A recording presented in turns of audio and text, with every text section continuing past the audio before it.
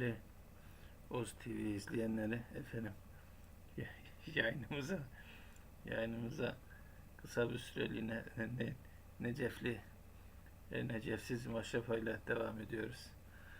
Evet, efendim yayınımızı yerli ve milli imkanlarla yaptığımızdan ötürü efendime söyleyeyim bir takım teknik zorluklar oluyor. Evet, önceki videomuzda maalesef ses girdisi vardı. Audio input koymuştum ben ekrana. Scene 4 numaralı scene'imizde efendim vardı. Sonra ne olduysa birden uçmuş. Herhalde şu kablolardan benim uyduruk mikrofon tesisatından olacak ki ses kaybolmuş, ama şu anda zannediyorum olması lazım. Şöyle de tekrar bir test edelim değerli izleyenler. Şöyle. Valla bu Oz TV'nin bu teknik ekibini işten kovacağım yani. Böyle olmaz arkadaş. Böyle yayın mı oluyor? Evet, bu da var, duyuyorum. Ses geliyor, ses geliyor. Ses, ses geliyor. Demek ki bir söz. Oldu efendim. Tekrar Necefli Maşova'yla yayınımıza devam ediyoruz. Necefsiz Maşrapa. Tabii kolay değil. Bir insan her şeyi kendisi yapması. Yani programı dediğim gibi uzun zamandır, 2 aydır kullanmıyordum. Bilgisayar zaten dandik, kendini zor çalıştırıyor. Bir iki açık program da varmış, onları kapattım. Şimdi biraz daha iyi gibi görünüyor. İnsan tabii dediğim gibi bu Oz TV ekibi var ya, yani vallahi yani kovacağım hepsini ya. Kovacağım. Müdürünü de kovacağım, rejisini de kovacağım. Ses ekipmanında görüntü, kameraman ya. Alayını kovacağım ya. Bir tane bir kameraman işte, ama bir sunucu kalsa yeter yani, o da alayını kovacağım işte. Evet, böyle iş mi olur ya?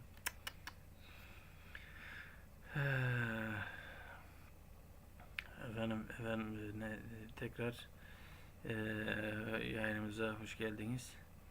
Efendim şükür kavuşturana, dediğim gibi 2 aydır ekranlardan uzaktım. Malum yaz sezonu.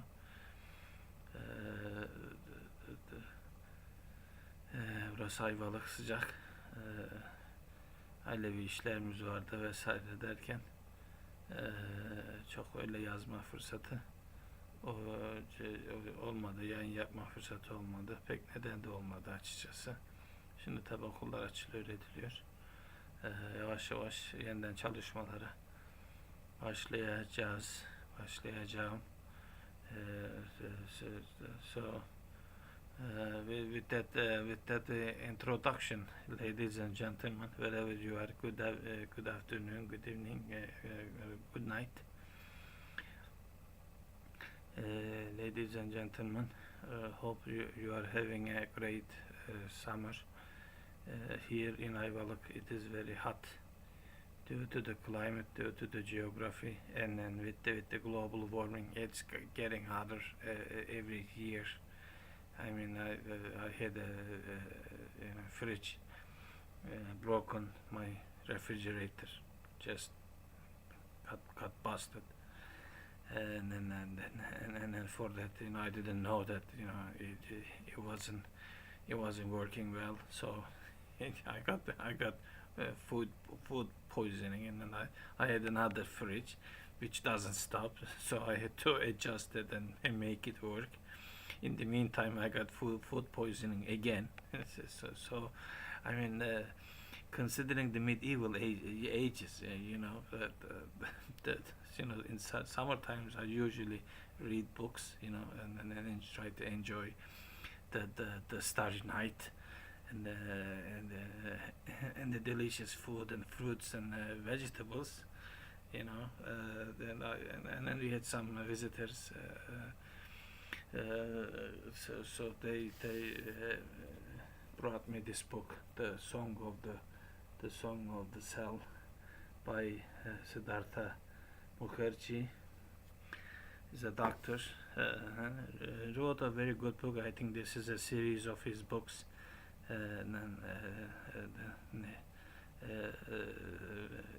based on historical facts, and about cell. About cell. It just with us being humans, because we have this thing called the brain, which many of the people don't know how to use it, and it's just and we think we are intelligent. It's just we know everything. We are intelligent creatures, and etc. But we don't know anything about this thing called life. Life that is bestowed on a single structure called cell. The cell, the bacterial cell, eukaryotic cell, or a yeast cell, or a zygotic cell, dividing cell, you name it. I mean, that's just the beginning of life, the cell. So the book is all about it, and from the first discovery, from the first observation of cell with the microscope by Anton van Leeuwenhoek. He's a cloth merchant. I mean, the guy devised a prototype microscope. That just he was planning to use it for his merchandise. To inspect clothing, and then he devised such a good microscope, and then he started looking at other things, and then he started seeing, inside droplets from lakes and ponds, and he saw all these little creatures, and it was like, what the heck is going on? What are these things?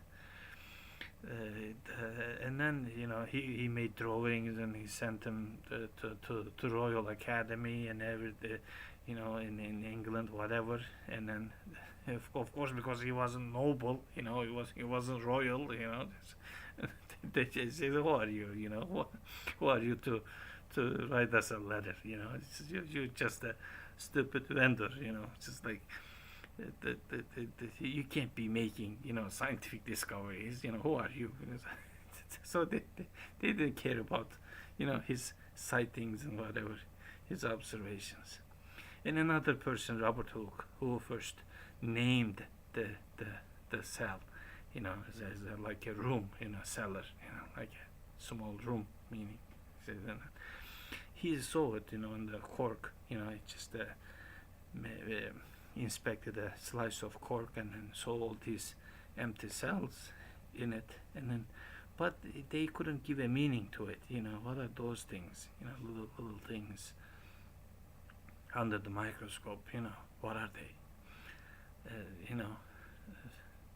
So so the book starts with that. The discovery of the cell, and then let me show you. Actually, this is. This is actually a microscope. Actually, just one of those early ones, the compound microscope. There's this. Let me just pop it up. Yeah, it's heavy. Actually, it's a good one, but. So you can adjust there's this light, you can adjust the lighting and provide lighting to the specimen, and then by like bringing this up and down. So the first microscope was,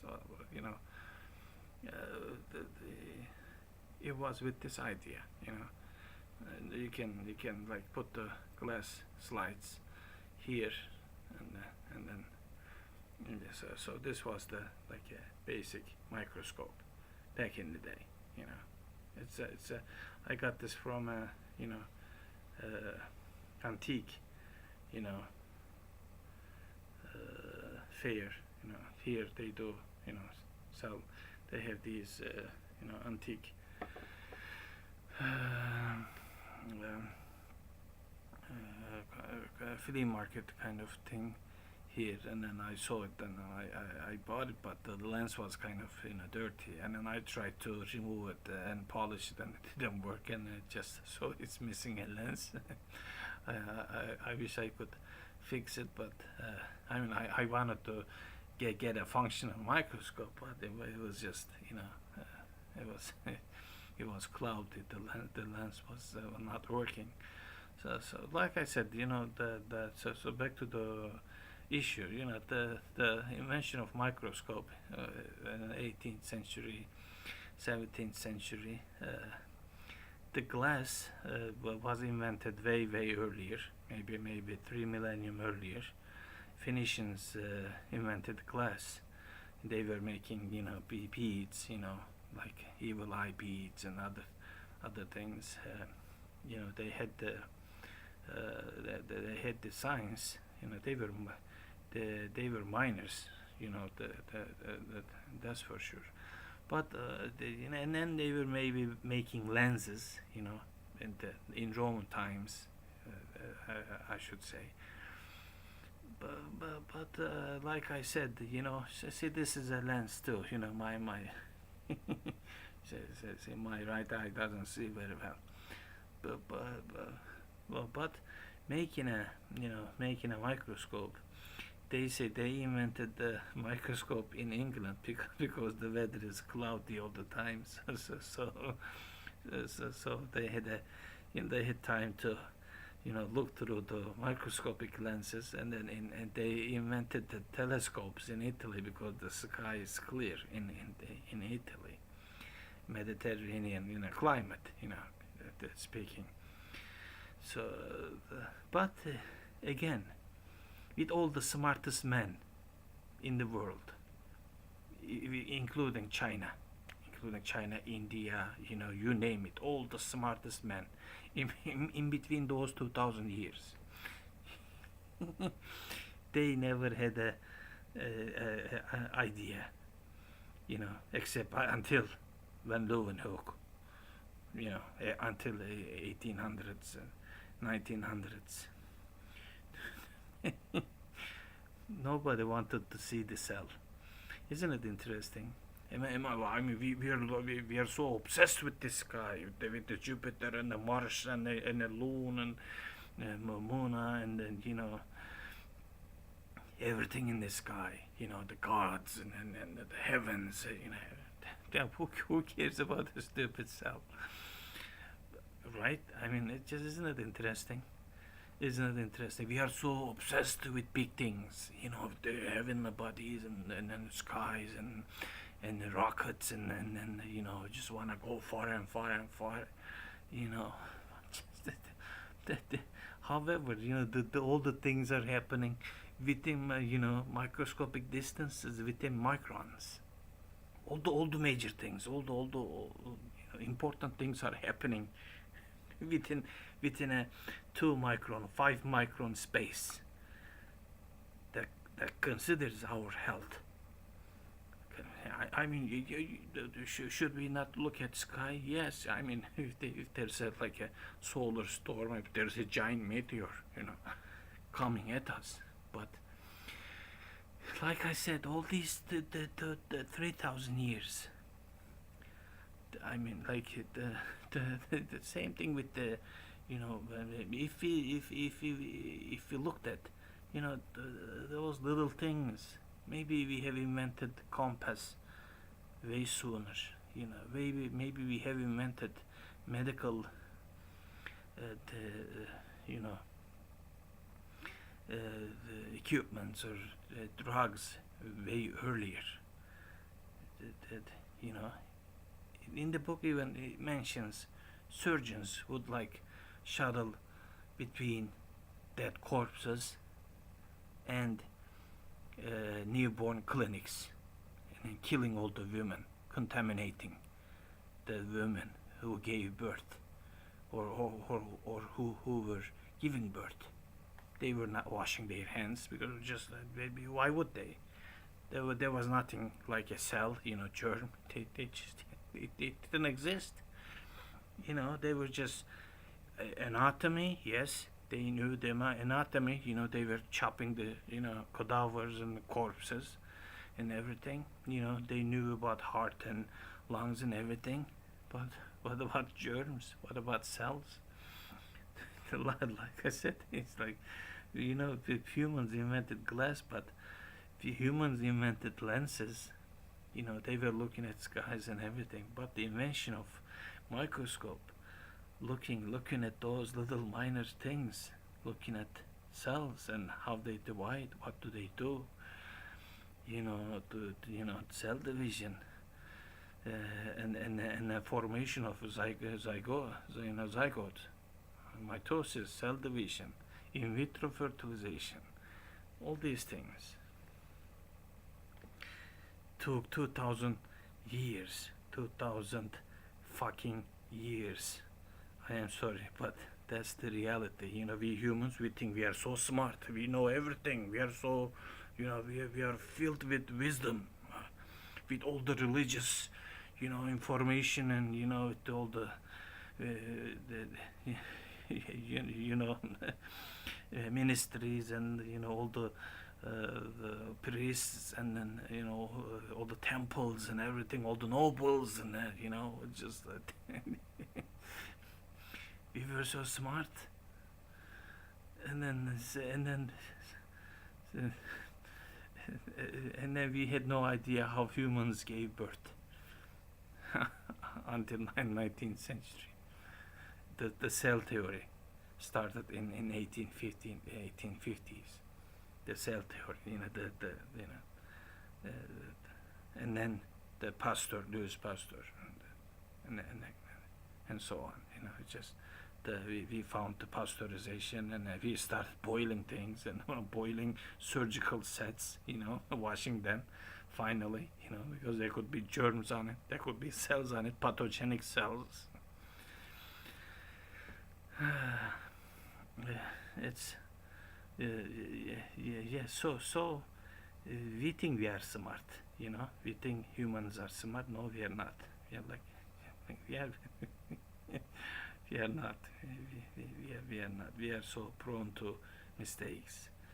We have this brain, the multicellular brain, just because single cell, single cell is not stupid. I mean, it's just we became multicellular for a reason, for protection. I mean, not because we became smarter with the multicellular structures. The single cell is smart as well. Many of the people today do not understand it. They think cells are idiots. Cells are capable of doing nothing. Like, are you serious? Do you think you were a zygote? The mother's egg was fertilized by a sperm, and then it became one cell, zygote. One cell. It's called ontogeny. And then it divides, becomes 2, 4, 8, 16, 32, and then it becomes a blastocyte. And then now we see the development of tissues, and etc. Circulation system, nervous system, the digestive system, etc. But it starts with one cell. We go through all the stages of life. We become a worm in mother's womb. We start as a microbe. We become a worm, and we turn into every other animal, to be honest, in the mother's womb, and then eventually come out as human. With the development of frontal, lobes and brain, and etc. Yet it's not even like completely developed when we are born. It takes another 30 years for our ears to, for our brain to develop. 30 years. 30 years. To me, I think humans reach their maturity at the age of 30.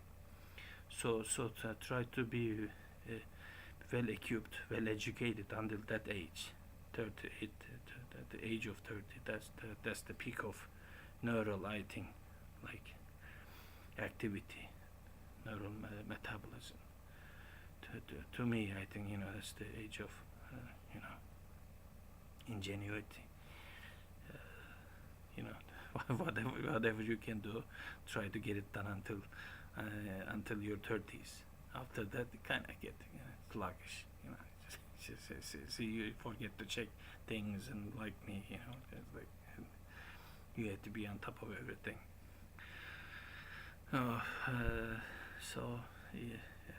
Yes, speaking of cells, so then the summer times, like it is so hot here, it's getting hotter and hotter and hotter and hotter, and then it's just so I was able to, with that, even though those all these temperatures, say I inoculated this on a sawdust, that I was able to get better ones, not a fuel pellet one, contaminated fuel pellet or whatever.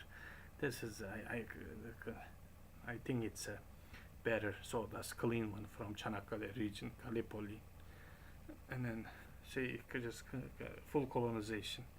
I was able to colonize this thing. It's actually my only actually stock of mycelium, kind of. I have another bottle, but it's kind of old. And then I have a whole bag.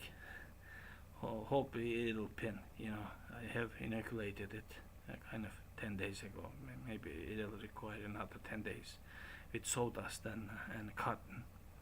I am done with experimenting with sawdust. In Turkey, it doesn't work. It is expensive. It's not easy to work with. In US, yes, it's easier to autoclave, easier to steam, whatever. In here, many of the farmers, and then the spawn is not cheap.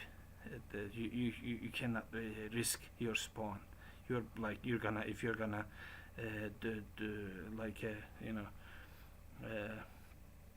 if you're gonna produce tons of mushrooms, then you cannot take a risk with the spawn that often imported. So, that's dollars and euros, and you need hundreds of kilo of spawn, fresh, so you don't want to risk it with sawdust. It doesn't work in Turkey. Sawdust, for some reason, it doesn't work. I mean, you have to have the autoclave to make it work. In US, it's easier. You can people do it. There is available equipment in Turkey at this stage. I am having a hard time explaining what mushroom is to people, because when you say mushroom, people think like hallucinogenic, the things and other that part is different. Like a recreational use of mushrooms or medical use of mushrooms is one thing. Okay, I'm not into like medical stuff, and I'm not into recreational use of like mushrooms, like make it like a tobacco or other things. No, I'm just basic. I'm just gonna try to make a meal out of it. Okay, so first things first. When I say mushrooms, I don't I don't mean a cult. I don't mean a recreational use. I don't mean a hobby. I don't mean a medical use, like a little, drop little this and this, and I make it, into aromatic coffee, and it's good for cancer, and a lot of things are good for cancer. I mean, it's just basic food, I mean, and yes, it does have protein, 2%, 3% protein, and if you cook it, it just gets the concentration gets more. Yes, mushrooms have protein in it. No, not a little amount. There's sufficient amount of protein in mushrooms. Mushrooms have protein in it, 2%, 3%, which is enough. Egg has 6%, and I mean, yes, if you want more protein, eat clams, 25%. Clams, I mean, like even vegans, they are killing all these chickens and all these animals. They are slaughtering the pigs and the cows and sheep and everything. Eat fucking clams. I'm sorry, but get some protein, get some B12. Being a vegan doesn't solve every problem. I mean, they said I am vegan. They are vegan, and they have dogs, like 5 dogs. What do you think your dog eats? You think your dog can survive being vegan? You're gonna feed what? Mushrooms to your dog? Do you? If you are vegan, do you think how do you feed your dog if you are vegan? If you are vegetarian, do you have dogs? Do you have cats? They are carnivore. Do you know? Right? They are carnivores. They need meat. Dogs are not vegetarians. I mean, there's no vegetarian dog food. So it's think about it. Think about it. So fish food, mushrooms. All I'm saying is, we can solve this problem. With food sources. With clams and mushrooms, and if you diversify the food, it doesn't become an ethical problem. If you balance your food intake, if you don't rely completely on one source, New York steak, you just want to have New York steak every day, you'll get toxins in your body. I mean, your body will be filled with heavy metals and toxins. If you want to live with that's your problem, not mine. Yes, eating the vegetables, we are ingesting all these agricultural drugs and pesticides and herbicides and fungicides and whatever. It's just so it is it's important to have an balanced diet and include mushrooms in it. Like I said, my project, my aim to explain and my aim to grow more mushroom, is based on humanitarian purposes. Just basic food, and it's good for the environment. You cannot completely rely on meat. You cannot completely rely on plants. You just gotta have a balanced diet. Even in that book, there's I saw the term cancer of ecology of cancer. See, in our body, it mentions a patient, suffering from cancer.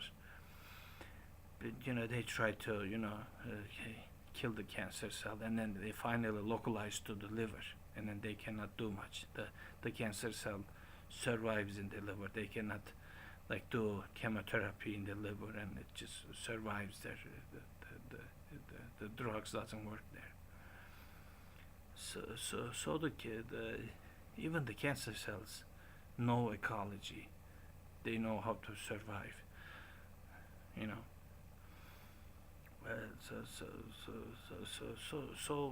The eating this, eating that is not gonna solve all these problems. It's just having a healthy diet once you get cancer, I mean, eliminating is a big problem. Yeah, try to pinpoint it in the body. You can if it is in one location, you know, then maybe you can do something surgically. But once it is all over the body, good luck. It'll find a place to live. It'll find a place to live. So same thing with the other cells. There are different kinds of cells, adapted to different living conditions on this planet. Saltwater cells, seawater cells, freshwater cells, the cells that live in acidic mine pools and lakes and streams. It just they adapted all these different conditions on this planet. As a plant cell, as an animal cell, moving animal cell, as a fungal cell, decomposing stuff. But they are cells. They at their core, structure, they are cells. They have DNA, RNA, ribosome, so we have to have this understanding. I mean, we didn't have it. Like I said, with all the smartest men on this planet, for all these years, all these nobles, all these smart men, noble men, it just, all these religions, it just was not enough to see the cell. We have seen it like 100 years ago, and still many people haven't seen it either. Just don't know what it is. Still, we have no idea what it is. People don't know what cells is. Despite the public education, in the middle school and the high school, you try to teach the cell. The bilipid layer and cell membrane and the nucleus and the mitochondria and the ribosome and RNA and everything,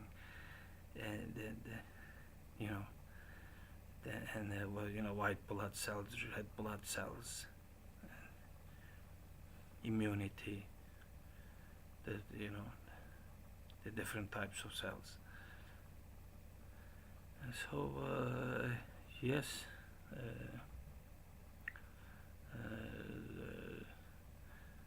The summer is over, and then I wish everybody a bountiful harvest. Many people have already harvested their goods and stuff. Some people are foraging, and then the mushroom season are starting.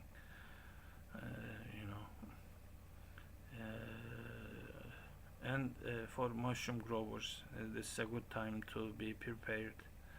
I wish I can find somebody to start a mushroom house and get my mushroom business going, because I think I have done enough experimentation. Enough is enough. I don't want to go with the sawdust. Maybe for my mycelium production, I can. I can boil, a couple jars, and in a pressure cooker, as a spawn. I can do that. As you see, with the sawdust, you can generate successful, spawn and mycelium. It's just well colonized. At least in 2 months, I am okay with that, with the heat and everything, because you have to have the high moisture for mycelium to grow. And but to make it a commercial, product, you have to have good substrate, either straw or cotton. you know, and nobody grows down cotton, in America. All the producers I follow, none of them, do. Everybody uses soy, husks, and oak pellets and such, and oak sawdust and such. That's the main, and some straw maybe. Some gardeners try to do it with fresh, clean straw if you can find. That works too, and you can try to pasteurization with lime and everything. You can do that with the straw, and yeah, because you have to soak it anyways. So you soak it with some sort of lime. You get the pH up to 11, 13.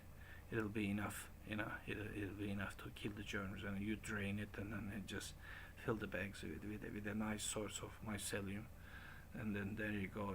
In a month you will have the product. So I hope I can and do it, with the easier. It's much easier with the cotton.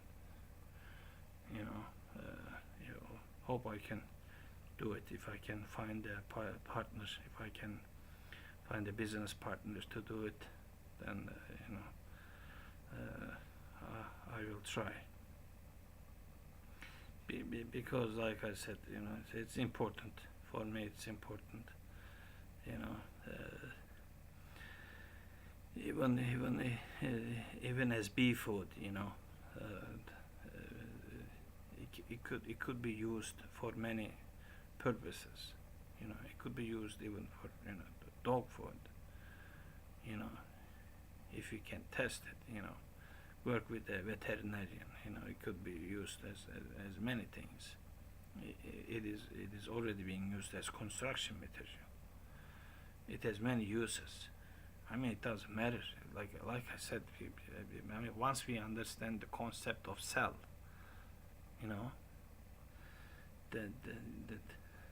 then it'll be easier. It's just a name. All the cells are sisters and brothers. It's just a name, like plant or animal, or it doesn't matter. The way they reproduce. The mitosis is just one cell dividing to become exactly another cell. It's the exact replica, unless there is a mutation. That's mitosis, and then there's this meiosis,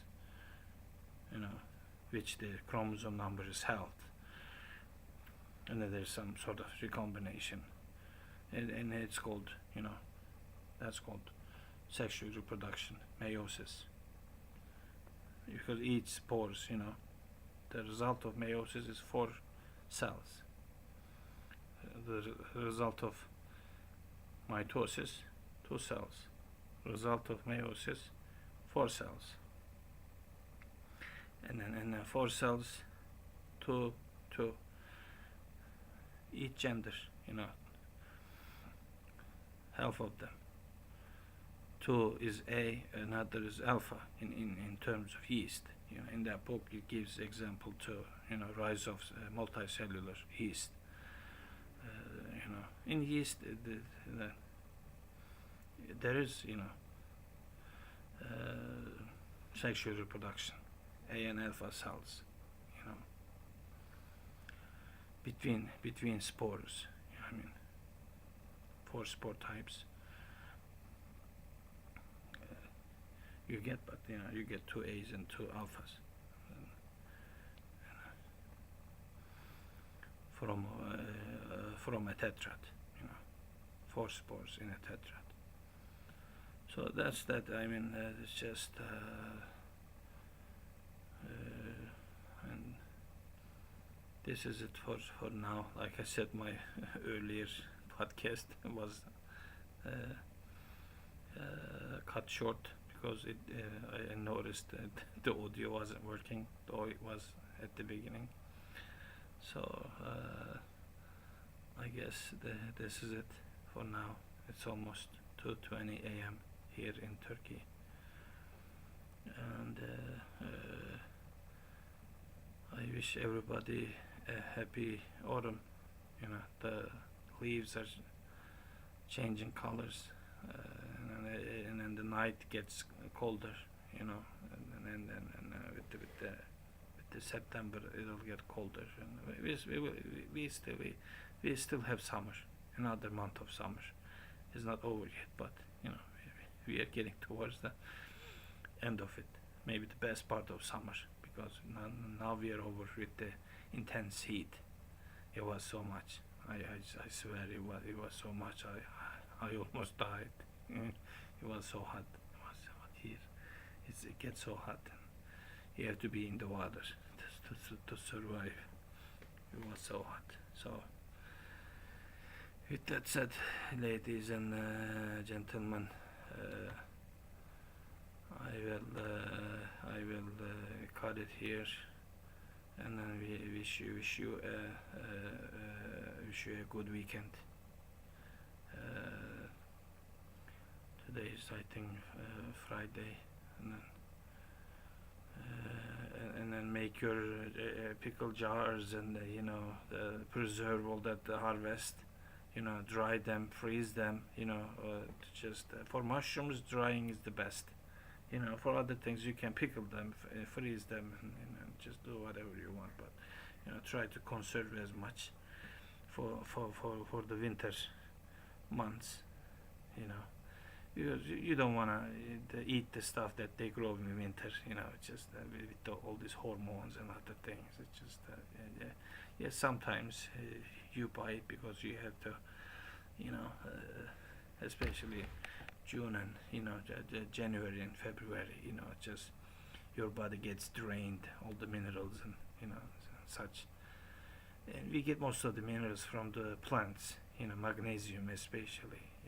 All the good stuff. So make sure you pickle. That's one of the best ways to get all these minerals and electrolytes. Pickle the tomatoes and pickle them when they are green. You don't pickle red tomatoes. The ones towards the end, they don't ripen. You pickle them. It's just they are very good. You can pickle eggplants. Little stuff them with garlic and everything. Best. Pickled eggplant is the best. Have you tried? You should. Pickle eggplants. Pickle peppers. I'm not gonna say. That's obvious. Pickle mushrooms. You name it. Preserve it. It's just. See, because back in the day, people didn't know about all these germs that are in the water. In that book it talks about like contamination and people getting sick from wells and city waters. Back in the day, people drank the beer and wine because it was safe to drink it. It just we are saying, at this day and age, do you still believe in God, and do you still do this and that? At this day and age, do you still drink beer? Back in the day, they had to. I'm gonna say this. Back in the day, they had to drink wine, beer, because the water wasn't safe. It was contaminated. The groundwater was contaminated. People had to drink wine. It was maybe religiously forgiven. Maybe because not everybody lived on mountaintops. Everybody was they were living in the cities. Hard to find clean water, so people drink wine and beer and other things. You have this the safest. It has alcohol, it kills germs. So if you talk about like middle age mentality, yes, it was safer them to drink alcohol, beer, wine. And for the Middle East, yes, we still the fermented cheese and fermented yogurt, and with the pickled the vegetables and etc. That's for health. Something safe to drink. Something safe to drink. Well, that's that, ladies and gentlemen. Enough for today. Enough. So have a good weekend. Take good care of yourselves. Bye bye. Okay, I found the stop button. All right. Have a good day. Have a good night.